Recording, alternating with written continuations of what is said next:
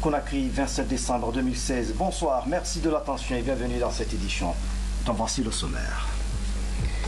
L'Assemblée nationale adopte le protocole de l'OMS sur le commerce illicite du tabac. Les parlementaires demandent l'augmentation des taxes sur le commerce du tabac en Guinée. Les enjeux des élections communales en Guinée, la question préoccupe l'organisation de la société civile. Un projet de sensibilisation a été lancé dans ce sens ici à Conakry. Sport avec la 8e édition du cross à l'école militaire de Manéa. Les hommes en uniforme ont montré leur talent au cours de cette compétition.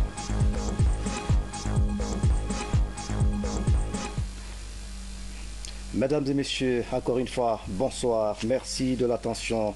Ce journal s'ouvre sur un décret du président de la République, décret D 2016-385 PRG-RCGG, portant institution d'un guichet unique électronique des formalités, procédures et opérations du commerce en République de Guinée.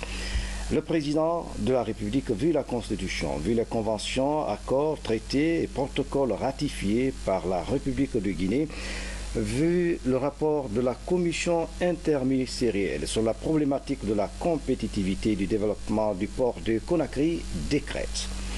Article 1er. Il est institué un guichet unique électronique des formalités, procédures et opérations du commerce en République de Guinée sous forme de services publics. Article 2. Le ministère des Transports assure la tutelle du guichet unique électronique des formalités, procédures et opérations du commerce en République de Guinée. Article 3. Le guichet unique électronique des formalités, procédures et opérations du commerce en République de Guinée sera mis en concession sur la base d'un cahier des charges et d'une convention établie par la Direction générale du port autonome de Conakry, autorité concédante. Article 4. Le concessionnaire du guichet unique électronique des formalités, procédures et opérations du commerce en République de Guinée est tenu de se conformer strictement au cahier des charges et à la convention de mise en concession.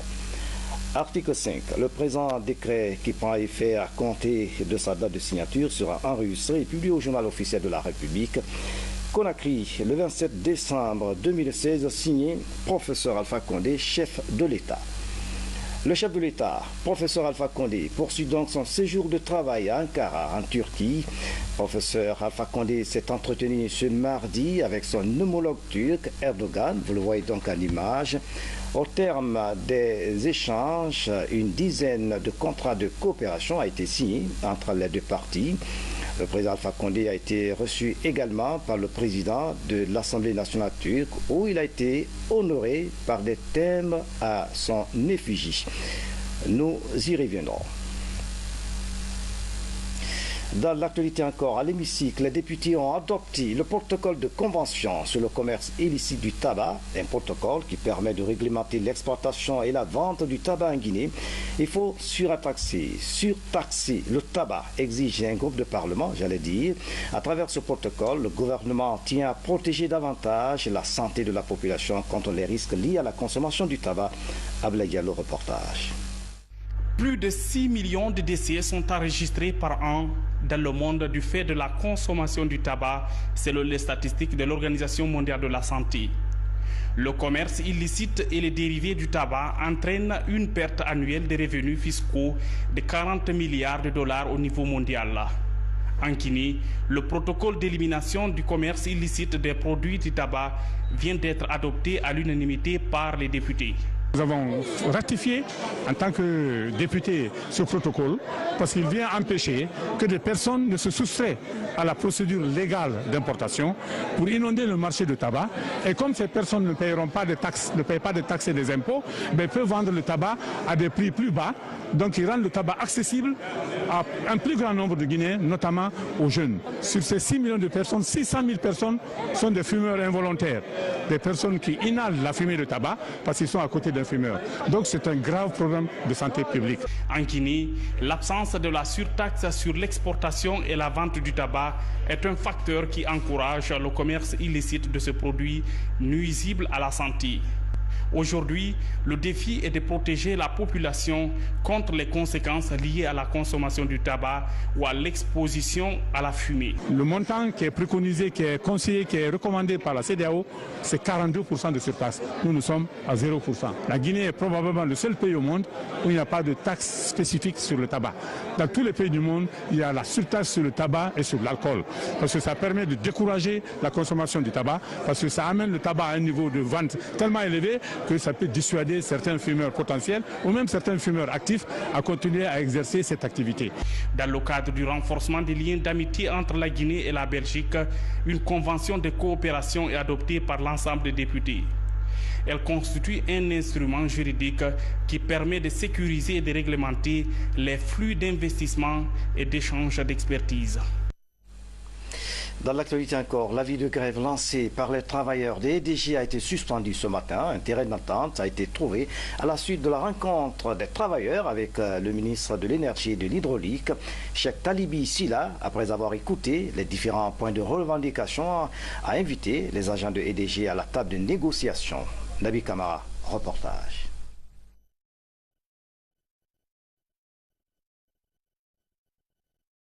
Devant Dr Cheikh Talibi Silla, ces techniciens et cadres voulaient exprimer leur ras-le-bol par rapport au mauvais traitement dont ils sont victimes de la part de leur administration générale. Une situation qui, selon la secrétaire générale du collège syndical, pourrait compromettre le travail à EDG si des mesures idoines ne sont pas prises par le gouvernement. Dans nos revendications, il n'y a pas d'augmentation de salaire que nous avons réclamé. Mais c'est le traitement des cadres de EDG, des travailleurs de EDG, le bon traitement là que nous avons demandé. Et la gestion de l'entreprise. Face à l'ampleur de cette situation qui a failli conduire les travailleurs de EDG à la grève, Dr Cheikh Talibi Silla a invité les uns et les autres à la retenue. On peut trouver des solutions favorables. Mais comme vous avez évolué dans la discipline, pour moi, c'est la meilleure des choses. Quand nous avons demandé de ne pas faire de grève, c'est le président de la République même qui m'appelle. Ça grogne à EDG là-bas. J'ai dit oui, monsieur le président, je suis au courant. Bon, règle ça rapidement. Donc, nous allons vous écouter, bien sûr, vos mandats, et nous allons apporter les solutions qui vous feront plaisir. Déjà, je vous dis, pour le bus, en janvier, vous allez avoir un bus. La rencontre a pris fin par la visite de la centrale électrique de Tombo et le point de presse au cours duquel le ministre de l'Énergie a parlé du fonctionnement des EDG et les difficultés actuelles dans la fourniture du courant électrique. La Guinée marque des points dans l'amélioration de la gouvernance du secteur de la pêche. En 2 ans, les indices de la gouvernance sont doublés. C'est l'un des acquis du projet Guamer, financé conjointement par le PNUD et l'Union européenne. Les conditions de vie et de travail de la communauté des pêcheurs s'améliorent. Ousmane Toumani Kamara. Parmi les énormes réformes engagées par la Guinée dans le secteur des pêches figure la gouvernance pour l'amélioration de la gestion des ressources halieutiques. Et pour y parvenir, le projet Guamer a initié de nombreuses activités permettant à tous les acteurs de disposer d'une culture d'exploitation rationnelle du potentiel maritime de la Guinée. Et en quelques années d'activité sur le terrain, ces efforts ont produit des résultats encourageants. Cette année, on a déterminé l'indice de gouvernance qui est allé de 0,24 en 2015 à 0,54 en 2016. Donc cela signifie que la politique actuelle du gouvernement dans la gestion des ressources marines et côtières s'est beaucoup améliorée, s'est doublée. Si vous vous rendez au niveau des ports de pêche, le long du littoral, vous trouvez qu'il y a suffisamment de poissons et vous trouvez que la taille des poissons qui sont débarqués a augmenté depuis 2 ans. Et ça, c'est important pour les communautés côtières parce que ça augmente leurs revenus. Face à l'enjeu que représente une exploitation optimale des ressources maritimes, l'Union européenne et le PNUD, à travers le projet Guamer, ont doté les acteurs de la pêche du littoral des matériels adéquats. Nous pensons qu'avec les résultats qui seront atteints au terme du projet l'année prochaine, on aura un continuum à partir de l'exemplarité des résultats pour que d'autres donateurs puissent venir se joindre aux efforts de l'Union européenne et du PNUD pour consolider tous les acquis que nos différents États, en particulier le gouvernement guinéen, aura pu mettre à la disposition de ces populations, surtout des couches vulnérables qui travaillent dans cette écozone maritime. Un voyage d'études au Sénégal est prévu dans les mois à venir pour les femmes transformatrices de poissons. Ces Guinéennes vont apprendre les techniques de fabrication et d'utilisation des fours solaires pour la transformation des produits halieutiques. Et l'introduction du four solaire en Guinée va diminuer l'effet du feu sur les femmes et permettre la conservation adéquate de la mangrove. En plus bref, en image, un nouveau local pour le service de déclaration descriptive à l'exportation du ministère du Commerce, l'édifice situé dans la commune de Kaloum. La démarche vise à améliorer les conditions de travail. L'autre temps fort de cette édition, la préfecture de Fria change progressivement de visage. De nouveaux édifices ont été réalisés. La desserte en courant domestique s'est nettement améliorée. Un ouf de soulagement, la cité d'Alumine retrouve son animation d'antan. C'est un reportage de Rachel Tédouno et Maurice Sidibi. La préfecture de Fria se dote de nouvelles infrastructures malgré la crise. Plusieurs édifices publics en extension ou en rénovation. Il s'agit de l'extension de l'hôpital préfectoral, la construction de la MIFA, de la résidence de la trésorière et la bibliothèque préfectorale. À cela s'ajoute la rénovation de la grande mosquée de Fria. Des réalisations rendues possibles ces 2 dernières années grâce à une volonté réelle des autorités. Le développement local, ça fait partie de notre feuille de route. C'est une obligation pour nous parce que nous sommes là. C'est pour coordonner toutes ces activités de développement durable au niveau de nos collectivités. Nous devons saluer et puis remercier le professeur Alpha Condé pour l'attention qu'il a bien voulu porter à la ville de Fria, qui a sorti Fria de l'ornière, qui a sorti Fria vraiment de l'humidité, qui a sorti Fria de la misère, qui a sorti Fria vraiment des calvaires.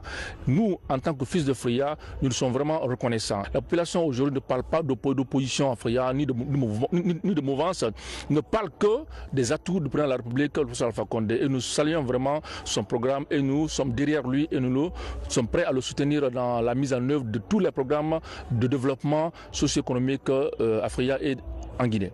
Autre infrastructure réalisée dans la ville de Fria, la toilette publique et l'école franco-arabe, dont les travaux de construction sont presque terminés. À Fria, la desserte en courant électrique s'est fait 24 heures sur 24, ce qui permet à la population d'entreprendre plusieurs activités génératrices de revenus. Nous tenons cela au gouvernement, à sa tête le professeur Alpha Condé. Nous tenons cela aux fils dignes ressortissants de Fria qui ne se sont pas couchés, qui n'ont pas croisé les bras, qui sont en train d'aider la population, qui sont en train d'œuvrer dans le sens du développement de la ville sans l'usine, qui sont en train d'inculquer dans la tête de la jeunesse de Fria l'esprit de se prendre en charge. De nos jours, la paix, la quiétude et la cohésion sociale sont renforcées dans la cité de l'Alumine, des facteurs qui favorisent son développement local. Le développement communautaire est l'une des priorités du département en charge de la décentralisation. Les investisseurs s'impliquent dans la construction et la modernisation des infrastructures. C'est dans ce sens que la localité de Kinsang, dans la région de Kindia, a bénéficié d'une école moderne réalisée par la Société des bauxites de Guinée. Tierno Osman Diallo a suivi la cérémonie de remise. Scène de joie consécutive à l'annonce d'une bonne nouvelle pour les habitants de Yomboya dans Kinsang à Kindia. Leurs enfants pourront désormais étudier dans des conditions appropriées avec la fin des travaux de construction de la première école moderne dans la localité. C'était ici une des préoccupations majeures pour booster le secteur de l'éducation. Une école, fruit du partenariat entre le gouvernement guinéen et une entreprise minière qui compte exploiter la bauxite dans la zone. C'est d'abord pour moi aujourd'hui un sentiment de joie. Le fait d'assister à l'ouverture de cette école de 3 salles de classe entièrement équipée avec un bloc de latrines par la Société des bauxites de Guinée, dans le cadre purement dans le cadre des assistances communautaires. Donc là, c'est juste pour améliorer la cohabitation future entre la Société des bauxites de Guinée et la zone de Kinsan.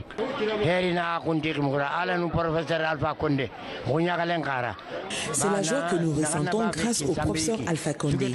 Ce qui se fait ici à Kinsan, c'est pour toute la Guinée avec l'accord du président de la République que nous bénissons. Auparavant, la SBG avait rénové et équipé le poste de santé de Sougueta et offert des forages d'eau potable au district de Balandougouba, Donia et Sangoya. La 29e session de la commission de reconnaissance et d'équivalence des diplômes s'est ouverte ce mardi à Conakry. La session va examiner plus de 400 diplômes étrangers. Il s'agit d'authentifier les uns et de trouver l'équivalent des autres dans l'enseignement supérieur. Mamadou Saliou Yallo fait le point. Cette 29e session de la commission de reconnaissance et d'équivalence des diplômes porte sur 427 diplômes étrangers.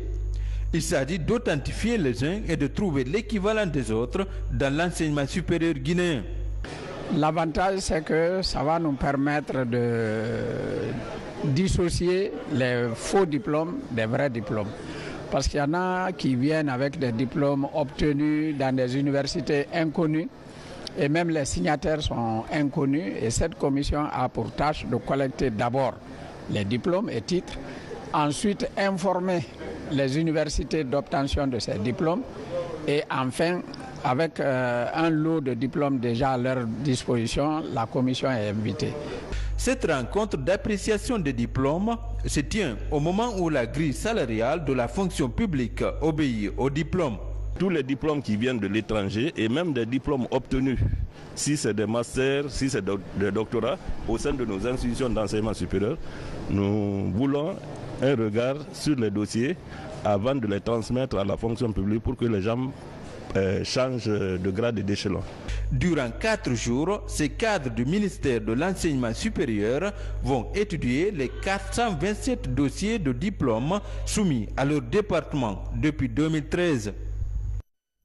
Informer et sensibiliser les populations sur les enjeux des élections communales. La question préoccupe les organisations de la société civile guinéenne. Une campagne vient d'être lancée dans ce sens ici à Conakry. Le projet concerne tous les acteurs du processus électoral. Bernard Tonguino signe ce reportage. En février 2017, les Guinéens iront aux urnes pour le compte des élections communales. Tous aspirent à une élection crédible et apaisée. Pour réaliser cette ambition, les organisations de la société civile s'engagent dans une campagne de sensibilisation et d'information des populations à la base. Dans cette salle, acteurs de la société civile, de la CENI et les partenaires techniques se concertent autour d'un plan commun pour des élections sans violence. Qui parle de sensibilisation parle d'éveiller les sens. Et chacun de nous en a plusieurs.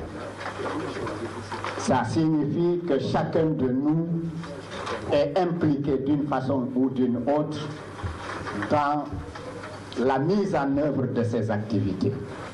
Et la dynamisation des centres d'éducation civique et électorale vont contribuer certainement à l'atteinte de l'un des objectifs du PNUD qui consiste à organiser des élections apaisées et inclusives.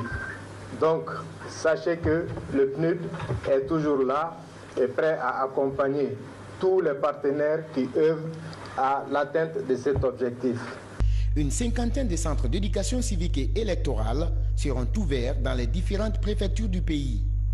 Les conseils régionaux et communaux de la société civile se chargent d'étendre la sensibilisation dans toutes les collectivités rurales. La mesure vise à renforcer les capacités des populations sur les enjeux des élections communales et le développement à la base. L'objectif visé par ce projet, c'est pour aboutir à l'organisation des élections de façon crédible, transparente et acceptée de tous, surtout pour qu'au finisse, les hommes et les femmes qui seront choisis pour conduire, s'il faut, nos collectivités, soient choisis non pas sur la base de leur couleur ethnique ou politicienne, mais sur la base de leurs compétences, sur la base de leur engagement pour le développement à la base, sur la base de leur capacité à apporter, s'il faut, l'amélioration des conditions de vie aux populations. En 2015, les centres d'éducation civique et électorale ont marqué des points dans l'apaisement du processus électoral. Les conseils régionaux de la société civile bénéficient d'un nouvel accompagnement de l'Union européenne pour dynamiser l'initiative à travers tout le pays. Dans le même registre, formation de 150 agents de la gendarmerie et de la police impliqués dans le processus de sécurisation des élections. Objectif est d'aider les agents à apprendre la technique de communication de radio VHF. Cette rencontre se tient grâce à l'appui de l'OIM et le Fonds des Nations Unies pour la consolidation de la paix. Voici le reportage de Abdrahman Koulayalo. L'atelier a pour objectif de permettre une intervention saine et efficace des agents de sécurité en vue de contenir avec professionnalisme les divergences politiques avant, pendant et après les élections. Cette formation permettra de qualifier davantage le mode de communication au sein de vos unités en temps de maintien de la paix, pour davantage contribuer à la sécurisation de nos populations, mais aussi à ramener la paix et surtout la quiétude au sein de nos populations. 150 agents venus de la gendarmerie, de la police et de la protection civile ont pris part à la formation. Au nom du haut commandement de la gendarmerie nationale, les autorités de l'école de la gendarmerie de Sonfonia ont exprimé leur gratitude à l'OIM Guinée. Elles ont émis le souhait que cette formation suscite des débats et échanges constructifs qui permettront aux agents d'être plus opérationnels dans le processus électoral guinéen. Votre présence ici témoigne une fois de plus votre attachement à la qualification des forces de défense et de sécurité, et particulièrement des forces de sécurité, à votre implication dans la formation de celle-ci. Donc, la maîtrise de l'utilisation et la programmation de ces VHS va nous permettre non seulement de travailler avant, pendant et après le processus. La multiplication de ce genre de formation contribuera à consolider la démocratie guinéenne en préservant la paix et la quiétude sociale dans le pays. Et puis, en plus bref, ce communiqué qui vient de nous parvenir dans le cadre de l'exécution budgétaire exercice 2016, le gouvernement du professeur Alpha Condé, président de la République, chef de l'État, a accordé une subvention d'un montant de 2 milliards de francs guinéens à la haute autorité de la communication au titre de l'exercice 2016 pour servir à couvrir les dépenses liées au fonctionnement des médias privés.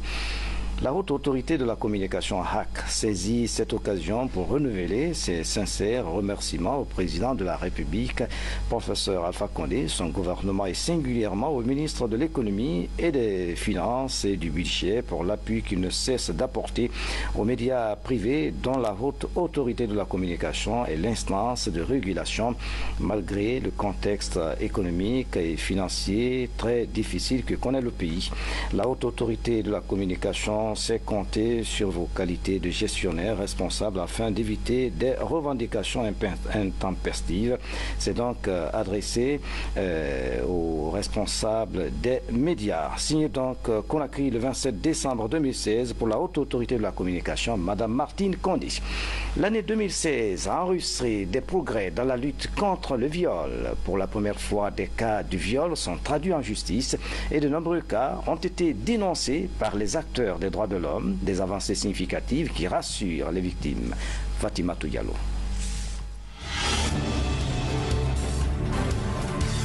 Le chiffre fait froid au dos. 117 cas de viol sur mineurs enregistrés en 2016. Le fléau est dénoncé partout dans le pays. Les victimes en proie de troubles physiques et psychiques. Le service de chirurgie pédiatrique a reçu 8 cas de viol qui ont nécessité une intervention chirurgicale. Et les viols sur mineurs s'accompagnent toujours par des lésions très graves. Des lésions du point que les enfants que nous avons reçus, ils avaient 90% avaient des fissures. Pour la première fois, la justice a suscité de l'espoir chez les victimes d'un crime toléré dans nos sociétés. En 2016, 102 cas d'agression sexuelle sont portés devant nos cours et tribunaux. Un pas de géant salué par les victimes de viols sexuels. La fille a été auditionnée et elle a dit qu'elle demande réparation. Nous sommes en contact permanent avec les juges, la justice. Chaque fois on nous appelle, moi-même j'appelle, je me déplace pour voir l'évolution du dossier.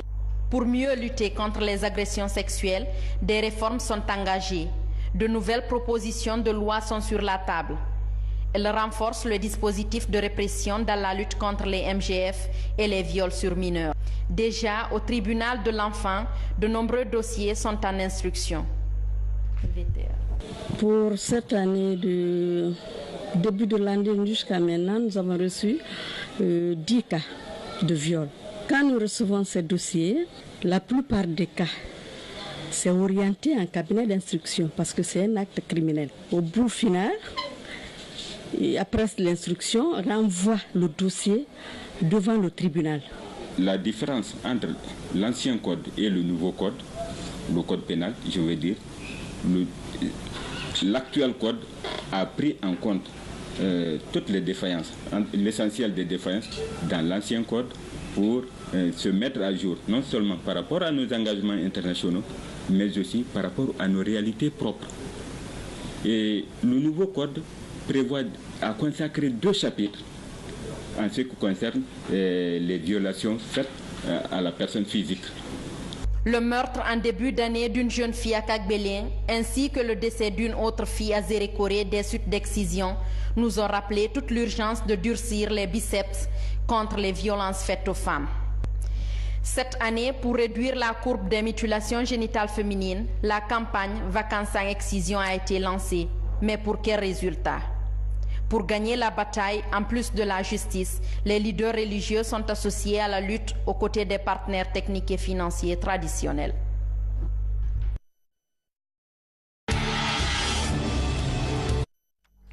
Et puis en plus bref, une cérémonie de remise de dons de produits sanitaires aura lieu jeudi à l'hôpital Niasdine. C'est un don de l'ancienne ministre de l'Environnement, Aya Kadeto Ndiaye. Le don est adressé aux services pédiatriques. La 8e édition du Cross de la Mangrove et la sortie officielle de la promotion d'administration et comptabilité viennent de se tenir à l'école militaire de Manéa. C'est le chef d'état-major général adjoint qui a présidé ces rencontres, sergent Aboubakar Kamano, correspondant de la presse militaire, apporte des précisions. 250 concurrents ont participé à cette compétition sportive. L'ambition affichée est de favoriser un climat de fraternité entre les forces de défense et de sécurité, mais aussi renforcer les relations civilo-militaires. Ce cross réunit des athlètes des différentes unités de la zone spéciale de Conakry, des athlètes de la préfecture de Koya, de la sous-préfecture de Manéa, ainsi que de la préfecture de Dibreka. Les objectifs de ce cross sont entre autres la cohésion dans l'armée, la cohésion civile-militaire, la recherche des talents. Au cours de cette cérémonie, les autorités militaires ont procédé à la remise des diplômes à la 8e promotion du certificat technique du premier degré de l'administration comptabilité. Durant 90 jours, ces sous-officiers et militaires durant ont bénéficié des cours liés à l'organisation des corps de troupes. Une formation qui est en parfaite harmonie avec la réforme du secteur de défense et de sécurité prônée par les autorités de la Troisième République. Après 2 ans d'occupation de l'École nationale d'administration militaire par la coopération française pour la lutte contre le virus hémorragique Ebola, c'est au mois de septembre 2016 que la 8e promotion C1 Administration Comptabilité a fait son entrée pour suivre la formation. Ce stage a eu pour but de former les personnels aptes à améliorer le mode de gestion des ressources humaines, matérielles, financières et mise à la disposition des corps de troupes par la coordination de l'action des services responsables de l'administration et de la gestion au niveau de ces corps de troupes. La cérémonie a pris fin par la remise des enveloppes symboliques aux athlètes qui se sont fait illustrer dans cette épreuve physique. Et puis, le gouverneur de la ville de Conakry, président du conseil de ville, président de la commission régionale de sécurité, informe les populations de la ville de Conakry que les plages et les sites balnéaires seront ouverts au public des 5 communes très bientôt. À ce jour, les études sont en cours pour l'élaboration des plans d'aménagement, d'organisation et de sécurisation pour une exploitation plus rationnelle de ces sites. En attendant la fin des travaux, les plages restent toujours fermées. Le gouverneur de la ville de Conakry invite les présidents des délégations spéciales et les chefs des services régionaux de sécurité à prendre toutes les dispositions nécessaires pour faire observer ces mesures sur l'ensemble des plages de la ville de Conakry. Le Nimba d'or du meilleur journaliste sportif se tiendra le 6 janvier 2017 à Conakry. Elle est organisée par l'Association de la presse sportive de Guinée. Les membres de l'association ont organisé ce mardi une conférence de presse pour expliquer le niveau des préparatifs. Saliouba fait le point. L'Association de la presse sportive de Guinée prépare la 4e édition du Nimba d'or. L'événement récompense les plus méritants dans différentes disciplines sportives. Les appréciations sont faites par des journalistes. Nous avons organisé cette conférence de presse pour annoncer le lancement officiel de la 14e édition du Nimba d'or. C'est la 4e édition dans son ensemble, mais 4e depuis que l'APSG a commencé à organiser. Le Nimba d'or récompense chaque année les meilleurs sportifs de l'année, les encadreurs, les dirigeants sportifs. Donc pour le lancement officiel pour cette année, nous avons jugé nécessaire de convoquer la presse pour témoigner de ce lancement officiel. Plusieurs critères sont pris en compte pour décerner le Nimba d'or. Cette année, les mécènes et autres acteurs clés sont à l'honneur. Le meilleur sportif qui recevra donc le grand Nimba d'or. Nous allons aussi penser avec le jury à des prix spéciaux qui seront décernés à des structures ou à des personnes qui se sont vraiment distinguées au cours de l'année 2016. La cérémonie de la 6e édition du Nimba d'or 2016 est prévue le 6 janvier 2017 au Centre culturel franco-guinéen. Voilà, mesdames et messieurs, c'est la fin de cette édition. À tous, merci de nous avoir suivis. Excellente soirée où que vous soyez dans le monde. À demain.